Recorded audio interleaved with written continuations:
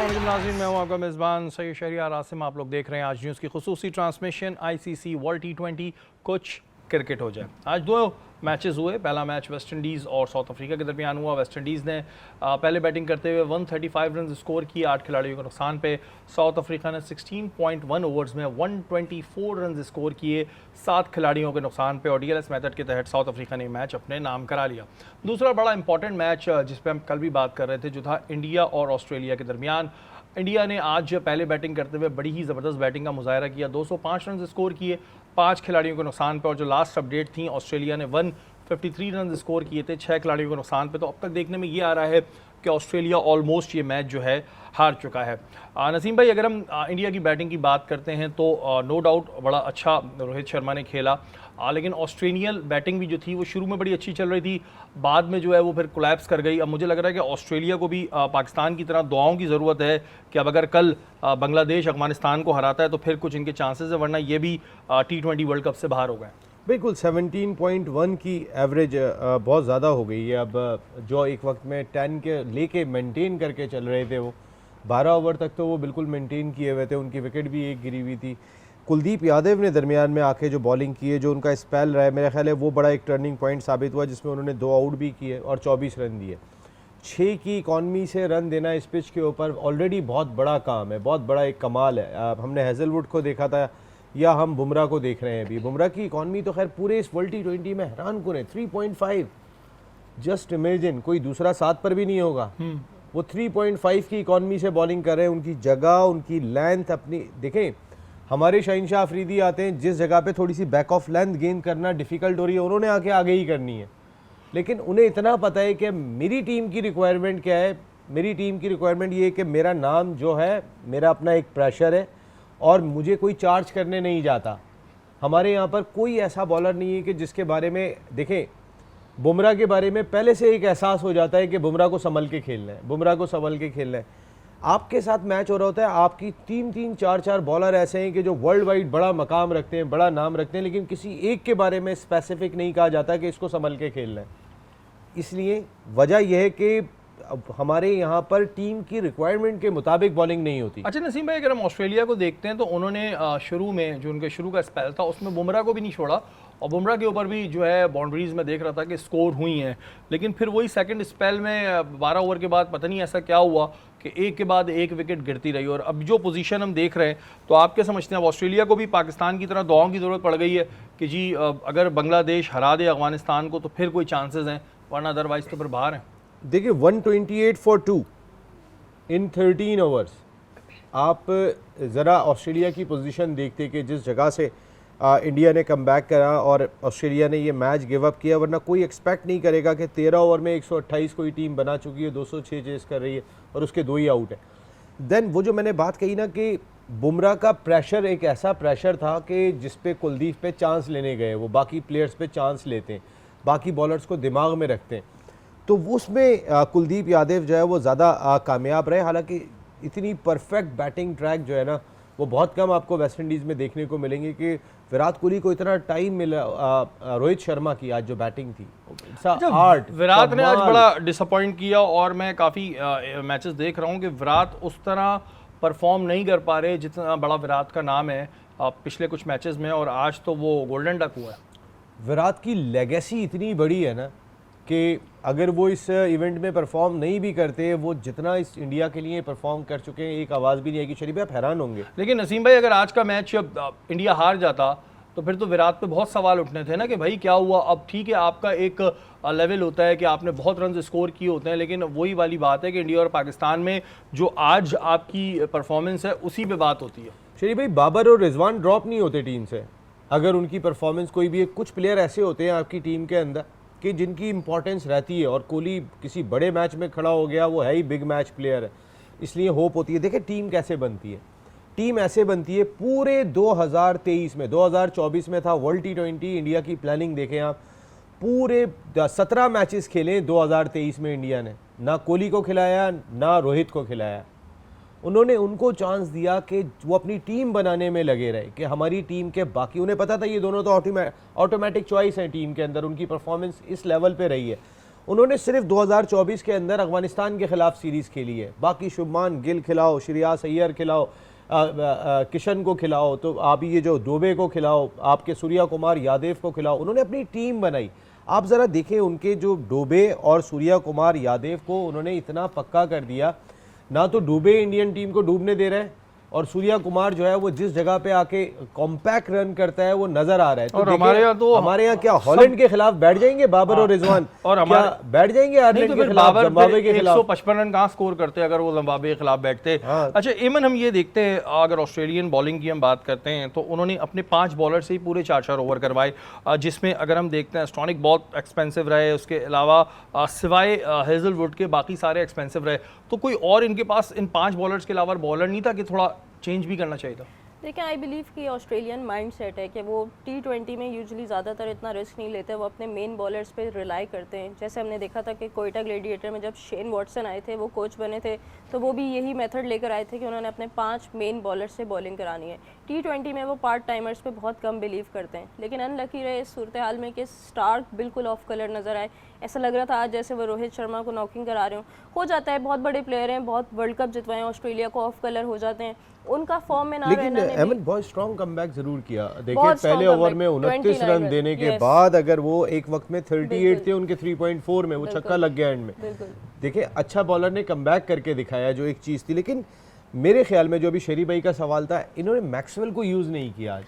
जो आप 5 ही बॉल, उनका सवाल बहुत अच्छा है कि भाई आपके पास मैक्सवेल की सूरत में एक स्पिनर मौजूद था। जब सारे कुट रहे हैं, जब सारे कुट रहे हैं तो किसी और को ट्राई करो। Yadav is very good against off spinners, तो मिडिल ऑर्डर में अगर वो मैक्सवेल को लाते तो ऑब्वियसली इतना रिस्की होता है यहाँ पे। और तो बाकियों ने ऑलरेडी रिस्क को लिए हुए ना, मतलब सभी कुटे। लेकिन वो अभी भी अपने बेस्ट बॉलर के साथ गए। जैसे नसीम भाई ने कहा कि स्टार्क का चैंपियन कमबैक था, फर्स्ट ओवर में 29 रन दिए, फिर वापस आए रोहित शर्मा की उन्होंने विकेट ली और उस ओवर में जस्ट 4 रन दिए, तो वहां से इन्होंने मिडिल ऑर्डर में संभाल लिया था ओवरऑल। इस पिच पे भी हमने ये देखा है कि अर्ली ऑन पावर प्ले में बहुत ज़्यादा रन्स बने हैं। ऑस्ट्रेलिया ने भी फर्स्ट पावर प्ले में 65 रन किए थे, 11-15 उन्होंने बहुत कम रन किए, लाइक 34 रन किए। तो यहाँ पे थोड़ा सा इनको स्पिनिंग कंडीशन का इतना एडवांटेज नहीं ले सके, लेकिन ये एक अपना स्पिनर ऐड कर सकते थे। अब ये लेकिन डिसाइड करना था कि किस बैट्समैन को बिठा के अगर किसी बॉलिंग को ऐड करना है, बट स्टिल के ऑस्ट्रेलिया बिलीव करता है 5 बॉलर। मैक्सवेल से बॉलिंग ना कराना बहुत गलती, बड़ी जीत हुई आज इंडिया की जो अब तक चीज़ें सामने आई हैं। और मिचेल स्टार्क ने नो डाउट कमबैक किया। मिचेल स्टार्क को मैं नोटिस कर रहा था, उनके बाल कुछ उड़ रहे हैं, मुझे लग रहा है वो भी खारे पानी से नहा रहे हैं आजकल, उनके बाल भी गिर रहे हैं। यहाँ वक्त तो एक ब्रेक का, ब्रेक के बाद हाजिर होता हूँ। उसके बाल उड़ रहे हैं।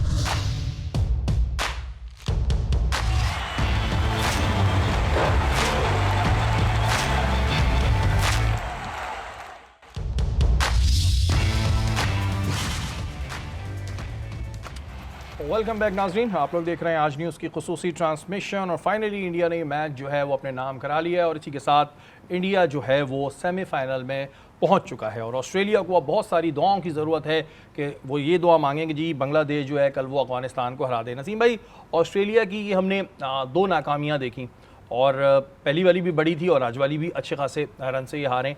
आप क्या समझते हैं इनकी नाकामियों की वजह क्या है? ऑस्ट्रेलिया की जो इतनी नाकामियाँ हुई हैं इसकी मेन वजह आप क्या समझते हैं, क्या है? देखिए उनकी लीडरशिप, पैट कमिंस जिस अंदाज से अपनी टीम को लीड कर रहे थे, इस वर्ल्ड T20 से पहले उन्होंने चेंज कर दिया।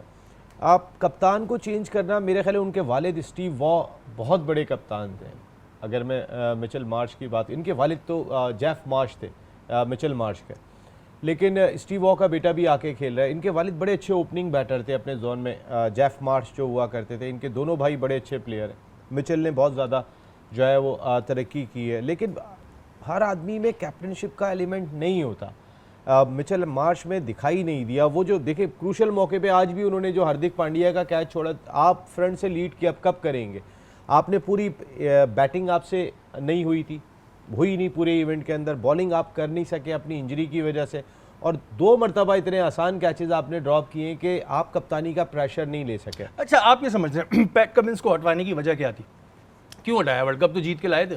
देखें ऑस्ट्रेलिया बड़ा प्लान के साथ चलते हैं, हमारी तरह नहीं है कि कप्तान बन गया तो बन गया। एक कामयाब कप्तान को रिप्लेस कर देते हैं वो, और उसी के मौजूदगी में नया कप्तान ग्रूम करना शुरू कर देते हैं। ये बहुत कम होता है। एक प्लानिंग नज़र आती है उनकी, एक तरीका नज़र आता है। आप अगर पैट कमिंस से पहले जो कप्तान थे उनको पीक टाइम के अंदर चेंज कर दिया, जो वो क्रिकेट खेल रहे थे उस वक्त हटा दिया। तो कहने का मकसद है कि एक तरीक़ेकार के तहत कि उन्हीं के अंडर में जिनका एक्सपीरियंस होता है एक नया कप्तान ग्रूम कर लो, फिर ये कितना भी अच्छा परफॉर्म कर रहे हो, एक नया कप्तान पीछे से आ जाएगा जो ग्रूम करना शुरू कर देगा। और ऐसे कप्तान नहीं लाते। मिचेल मार्श ने अच्छा परफॉर्म किया होगा तो लेकर आए, लेकिन वर्ल्ड T20 से पहले एकदम से कप्तानी दे देना मेरे ख्याल में ये हैरान कुन होता है। आप अगर 2 सीरीज़ मिचेल मार्श 3 सीरीज़ कप्तानी करके आते, 4 सीरीज़ कप्तानी करके आते और उसके बाद वर्ल्ड T20 में कप्तानी करते तो उन्हें बहुत सारी चीज़ों में मदद मिलती। लेकिन वर्ल्ड T20 से पहले कप्तान मुकर्रर करना मेरे ख्याल है ये भी बाउंस बैक कर गया ऑस्ट्रेलिया के लिए। फिर अफगानिस्तान से जो हारे हैं ना, ये जीता हुआ मैच था उनके लिए। नसीम भाई, एक चीज़ मुझे समझ नहीं आती कि हमारे यहाँ जैसे बात हो जाती है ग्रुपिंग की, और आप यहाँ पर भी कह रहे हैं कि ये सारे मसले आते हैं। अगर हम देखते हैं रोहित शर्मा और हार्दिक पांड्या बिल्कुल भी नहीं बनती ही नहीं है, लेकिन वो फिर भी टीम में खेल रहे हैं, परफॉर्म भी कर रहे हैं, तो ये मसले फिर हमारे यहाँ क्यों इतने आते हैं? ये चीज़ तो वहाँ भी है कि मतलब दोनों की बिल्कुल ही नहीं बनती है, हार्दिक पांड्या और रोहित शर्मा की, लेकिन ठीक है वो उनकी अंडर कैप्टनसी खेल रहे हैं। हार्दिक पांड्या ने पूरा IPL खेला है तो बाहर ग्राउंड में उनके खिलाफ नारे होते रहे। कोई वहाँ पे चाहता ही नहीं था कि रोहित शर्मा की जगह मुंबई इंडियंस के कप्तान हार्दिक पांड्या को बनाया जाए, लेकिन पूरा सीजन और बुरी तरह हारे भी फिर वो लोग। हाँ, उनके खिलाफ नारेबाजी होती रही क्योंकि उन्होंने ज्वाइन यही कहकर किया था। वो जो अपनी पिछली फ्रेंचाइज छोड़ के आए थे कि मैं कप्तान आऊँगा, और इस चीज़ को पसंद नहीं किया गया था। लेकिन आप ज़रा ज़र्फ़ का आलम देखें, हमारे यहाँ पर एक कप्तान चेंज हुआ, दूसरा कप्तान आया, दूसरे के बाद वही पहला वाला दोबारा आ गया, तो और ताल्लुकात इतने ख़राब हो गए कि आपस में बातचीत नहीं कर रहे। लेकिन किसी एक मैच में भी रोहित शर्मा कप्तान थे, उन्होंने हार्दिक पांड्या को बाहर बैठा के मैच नहीं खिलाया। उन्हें पता है कि ये मेरा मैच विनर है, ये बॉलिंग में भी करके देगा, मुझे बैटिंग में भी करके देगा। मेरे इख्तलाफात अगर होंगे तो वो बाहर हैं, वो ग्राउंड में नहीं है। हार्दिक पांड्या, आप पैट कमिंस को देखें ना, उनको रातों रात कप्तानी से हटा दिया, आप उनको 101% परफॉर्म कर रहे हैं। वो हमारे यहाँ पर आपस में बात नहीं कर रहे हैं, अना का लेवल ये वाला हो जाता है। तो ये एक इस चीज़ को ज़रूर देखना चाहिए और मेरे ख्याल है मद्देनज़र रखना चाहिए, क्योंकि रोहित शर्मा ने किसी एक मौके पर भी ऐसा नहीं हुआ कि इस बात को दिल में रखा हो कि हार्दिक पांड्या मेरी जगह कप्तान हो के मुझे कह रहा था अच्छा उधर जाके खड़े हो जाओ। ये चीज़ बड़ी इंपॉर्टेंट होती है जी। अगर इन चीज़ों को आप बीच में लाएंगे तो फिर जो आज पाकिस्तान टीम का हाल है वही हुआ है। इमन, आप क्या समझती हैं कि जो इंडियन स्पिनर्स हैं उन्होंने मैच को बदला है या फिर जो कैच पकड़ा था अक्षर पटेल ने उसने मैच को बदला है? फील्डिंग तो टर्निंग पॉइंट होता ही है, छक्का था वो पूरा, बिल्कुल एब्सोल्युटली स्टनिंग कैच था वो। लेकिन जो कुलदीप यादव का स्पेल था ना, वो मैच चेंजिंग था। कुलदीप यादव को हम देख रहे थे कि लास्ट मैच भी आके उन्होंने इतनी स्लो पेस से बॉलिंग करते हैं, 85 kph से वो बॉलिंग करते हैं कि उनको हिट करना बहुत ज़्यादा हार्ड हो जाता है। लेकिन इसमें उनकी अच्छी चीज़ ये थी कि उनकी जो रीडिंग थी ना, पिच रीडिंग बहुत अच्छी थी। Mitchell Marsh was trying to sweep him, लेकिन उन्होंने उनको फुल लेंथ की कि उनके पास उनका इतना रिस्पॉन्स नहीं था कि वो उनको अग्रेसिवली हिट कर सकें। तो स्पिनर्स ने आके गुड कमबैक किया है। ये जो रन्स ऑस्ट्रेलिया इतने ज़बरदस्त लेके जा रहा था, अबव 10 इनका रन रेट था, इसको जो नीचे लेकर आया उसमें स्पिनर्स ने बहुत ज़्यादा डोमिनेट किया। अच्छा, कल बड़ा इंपॉर्टेंट मैच है ऑस्ट्रेलिया के लिए, अफगानिस्तान और बांग्लादेश। अफगानिस्तान की परफॉर्मेंस नो डाउट बड़ी अच्छी जा रही है, बहुत एक स्ट्रॉन्ग टीम है, लेकिन अगर हम देखते हैं तो बांग्लादेश ने भी अफगानिस्तान को बहुत दफ़ा हराया है। तो क्या लगता है आपको अफगानिस्तान जो है कल वाला मैच ईजिली जीत जाएगी? देखिए, मैं समझती हूँ कि इस वक्त अफगानिस्तान की टीम फॉर्म में है, लेकिन अगर हम इन दो टीम्स को कंपेयर करें तो बांग्लादेश इनसे कुछ ज़्यादा पीछे नहीं है। क्लिक करने की बात है, इस वक्त उनकी टीम में पेसर्स बहुत अच्छा कर रहे हैं, स्पिनर्स उतना अच्छा परफॉर्म नहीं कर रहे, लेकिन अफगानिस्तान की टीम में इस वक्त एक यूनिट नज़र आ रहा है। उनके स्पिनर्स भी परफॉर्म कर रहे हैं, फास्ट बॉलर्स भी परफॉर्म कर रहे हैं। ऑन अ डे अगर बांग्लादेश की तीनों डिपार्टमेंट क्लिक करते हैं तो ये दोनों टीम्स बिल्कुल इक्वल हैं और ये एक बहुत इंटरेस्टिंग मैच होगा। एंड आई बिलीव कि बांग्लादेश को थोड़ा सा एक्सपीरियंस की वजह से ज़्यादा एज है, मेरा ओपिनियन ज़्यादा एज है। तो अभी ऑस्ट्रेलिया में दुआओं का सिलसिला शुरू हो जाना चाहिए अगर आप चाहते हैं कि आपकी टीम को आगे देखें। अब आप ब्रेक पे जा रहे हैं, मैं जाते जाते एक चीज़ बस कह दूं यहाँ पे, रोहित शर्मा और शकीब उल हसन, ये 2 प्लेयर ऐसे हैं कि जो आज तक सारे वर्ल्ड T20 खेले, बाकी और कोई भी नहीं है। रोहित ने प्रूफ करके दिखाया है, कल शकीब को प्रूफ करना है। कल शकीब की बारी है और अदनान अकमल जो है उन्होंने अकील अहमद साहब से कुछ बात की है। आइए चल को आपको सुनवाते हैं और फिर ब्रेक की जानिब चलते हैं। T20 वर्ल्ड कप के पहले राउंड से बाहर होने के बाद कौमी स्क्वाड पर ग्रुप बंदी समेत दीगर इल्जामात की बुछाड़ है। इस वक्त हमारे साथ मौजूद हैं टेस्ट क्रिकेटर अदनान अकमल। उनसे पूछते हैं कि क्या ये इसमें क्या कहानी है जी, ग्रुप बंदी और इल्जामात?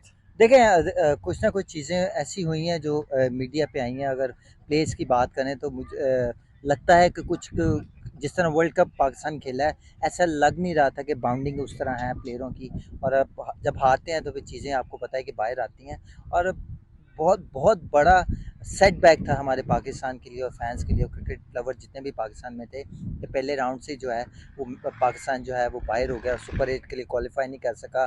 कहीं ना कहीं कोई तो इशू है जिसकी वजह से ये चीज़ें सारी जो हैं वो बनी हैं और देखें जो बेहतर हो सकता है क्रिकेट के लिए करें। और ये सबसे अब अगर ग्रुप्स की बात आ रही है या ग्रुप बने हुए हैं, लग भी रहा था ऐसे कि जैसे रिजवान और शाहीन ने एक रिव्यू ले लिया तो बाबर कह रहा था कि वो मुझसे तो पूछो आपने रिव्यू लेना है। कहीं ना कहीं कुछ गैप थे टीम के अंदर और उस तरह बॉन्डिंग नहीं थी जैसे सरफराज अहमद की कप्तानी में थे, क्योंकि ये सारे सरफराज अहमद की कप्तानी में खेलते रहे तो कहीं ऐसी चीज़ें नज़र नहीं आई। सडनली जब बाबर के पास कैप्टनसी आई और उसके बाद बाबर करता रहा चीज़ें सारी हैंडल और ये सारा एक ग्रुप था। और जब शाहीन के पास कैप्टनसी गई तो फिर उसके बाद जब बाबर के पास आई तो सारी चीज़ें हमें चेंज होती हुई नज़र आई। उस तरह तस्वीरें भी नहीं इनकी इकट्ठे आती थी या इकट्ठे कहीं बैठते भी नहीं थे। पहले सारी चीज़ें बाहर आती थी कि इकट्ठी बाउंडिंग है, इकट्ठी टीम है, तो कहीं ना कहीं गैप्स नज़र आए जिसकी वजह से नुकसान जो है पाकिस्तान क्रिकेट को उठाना पड़ा और पाकिस्तान क्रिकेट बोर्ड को उठाना पड़ा। जी बिल्कुल, आपने अदनान अकमल की गुफ्तगू सुनी। वो कह रहे हैं कि बिल्कुल पाकिस्तानी कौम के लिए शौक था कि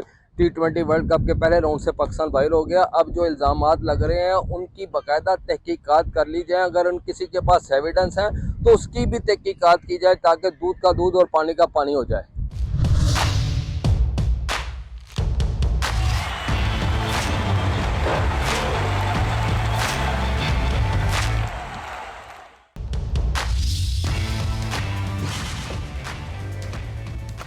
वेलकम बैक नाज़रीन, आप लोग देख रहे हैं आज न्यूज़ की खुसूसी ट्रांसमिशन। और अगर आप चाहते हैं वर्ल्ड कप का फाइनल देखना तो स्प्राइट पीना शुरू कर दीजिए। स्प्राइट पीने से फ़ायदा ये होगा कि जो उसकी बॉटल है उस पर QR कोड है, उसे जब आप स्कैन करेंगे तो आपका व्हाट्सअप ऑन हो जाएगा, उस पर अपनी सारी डिटेल्स जो है वो शेयर कर दें और अगर आप लकी हैं तो लकी ड्रॉ में भी शामिल हो जाएंगे और आपको चांस मिल जाएगा वर्ल्ड कप के फाइनल देखने का।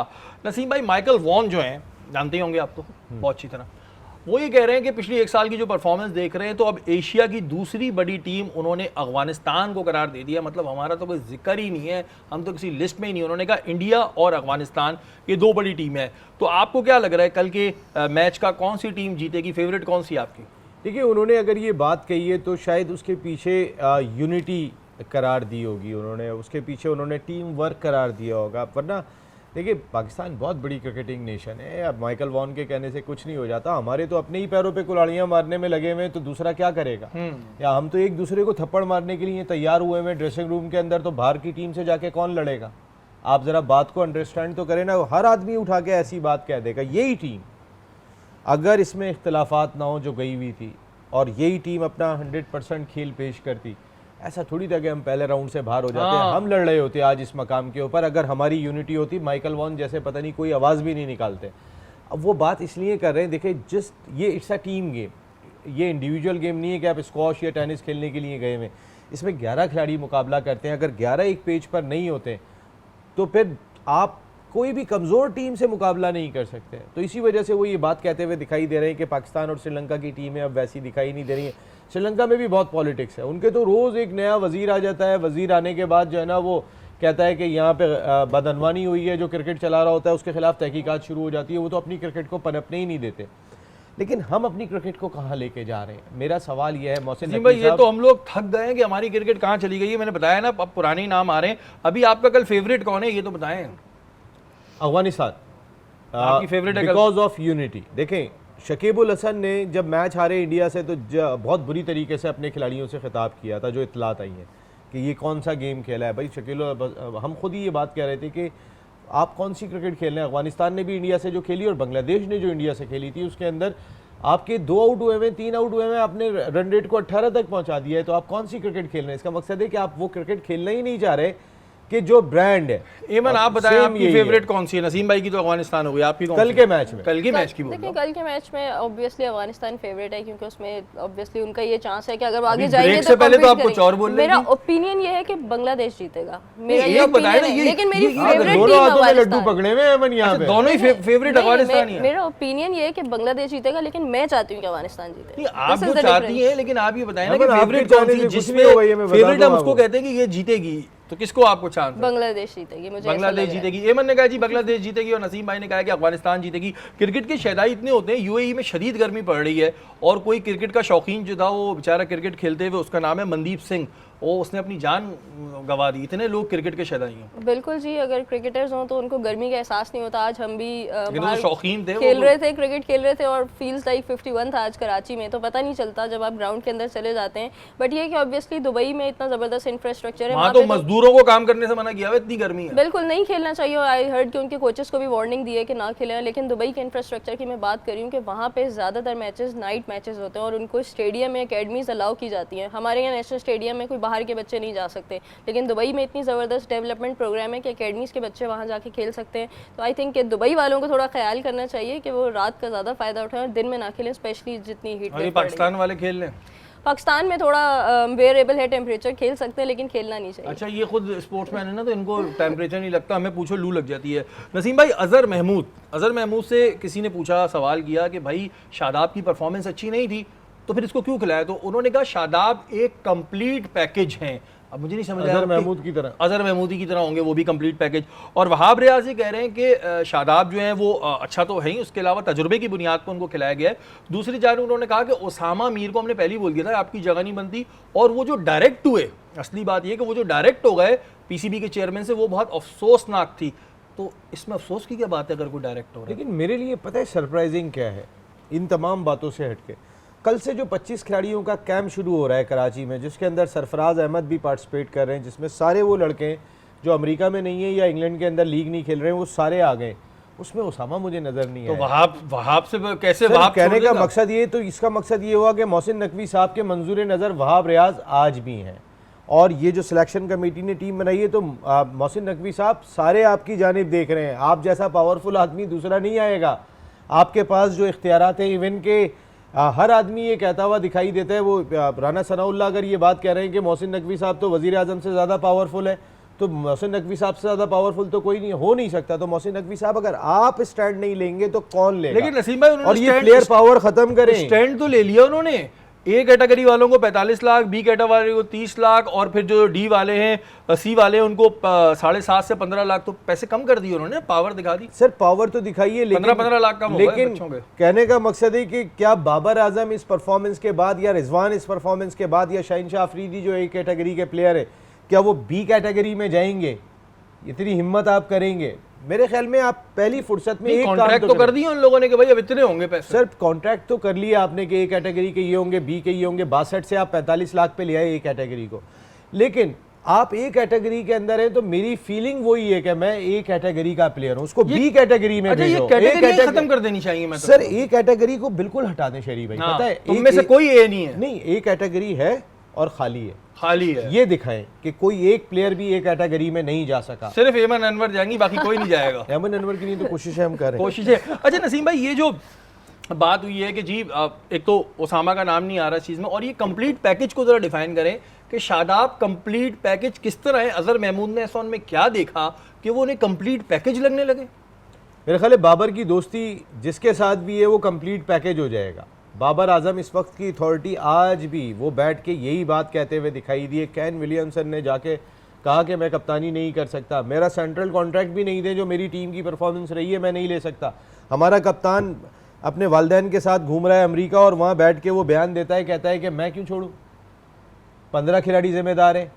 भाई कोई तो जिम्मेदारी ले। यहाँ तो आज तक ऐसा लग रहा है कि गर्द बैठने का इंतजार हो रहा है। ये जो एक वर्ल्ड कप के बाद से शोर शराबा है ना, लोगों का गुस्सा है, खत्म हो जाएगा, हम आप ही नहीं बैठेंगे इस पे। लेकिन मोहसिन नकवी साहब आपके होते हुए अगर ये होगा तो पाकिस्तान की क्रिकेट एक ऐसी अंधेरी खाई में चली जाएगी कि जिसके बाद निकालना मुश्किल हो जाएगा। तो ऑल आइज ऑन यू, आप क्या करते हैं आप, वरना ये क्रिकेट को, ये जो हमारी क्रिकेट एक वो जो घोड़े के इर्द गिर्द दोनों वो लगी हुई होती है और वो एक सीधी चल रही होती है, हमारी क्रिकेट को हमारे खिलाड़ियों ने अपने प्लेयर पावर की वजह से ऐसे बना दिया है। हमें ना राइट का कोई खिलाड़ी नज़र आ रहा है ना लेफ्ट का कोई खिलाड़ी नज़र आ रहा है।